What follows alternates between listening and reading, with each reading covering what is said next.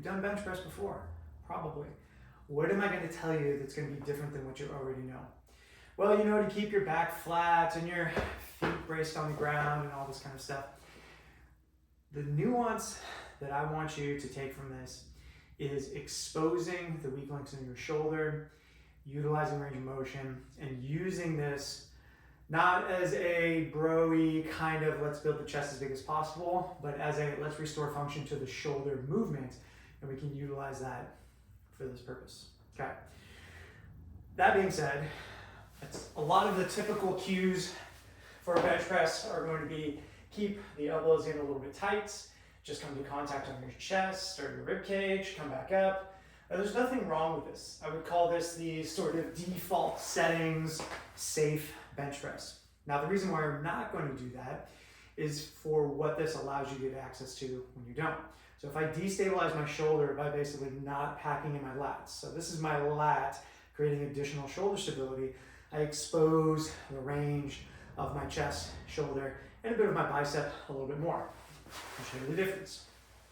I go to here, feels pretty comfy. I go out to here, and immediately I start to feel way more stretch on the chest. In fact, I can open this up even just a little bit, try and tuck my elbows down to the ground. I'm stretching like crazy on the chest, where even though I'm in approximately the same depth, just by turning in here, it totally relieves the shoulder or the chest. Now, here's the thing. Wouldn't you want that range? Yes, but we take care of that when we do our ring work, because the rings will get you deep, deep, deep into this space. So we're taking care of the muscle fibers that hit this angle in particular. Now there's a third range, which we won't get into here, but just know that we're going in this flared out elbow position on purpose. Tempo, go slow. Pause in the base.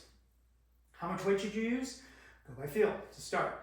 I thought I was a big, strong guy, and I could bench press 80s or whatever it is, and as soon as I exposed my shoulder and chest to this range, I kid you not, down to 15 pounds, because I realized I was so lopsided in my ability to push.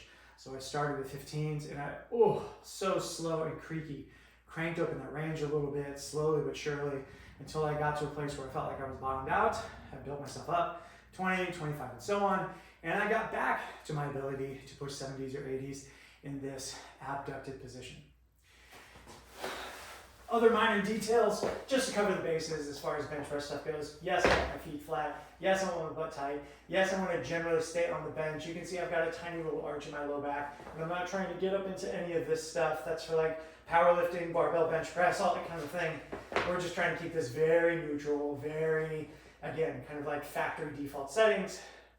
Nice and slow tempo. Get those heads of the dumbbells all the way down to the shoulders if you can. I even got a little pop in my back.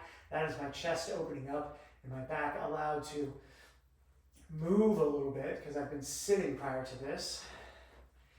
And if you do this and you embrace this process, you will probably get more chest growth than you've ever got in your life, because you're actually exposing your pecs. That's exactly what happened to me. You get more stretch, more range. Your shoulders and chest will feel better. You just might have to start over a little bit with some lighter weights.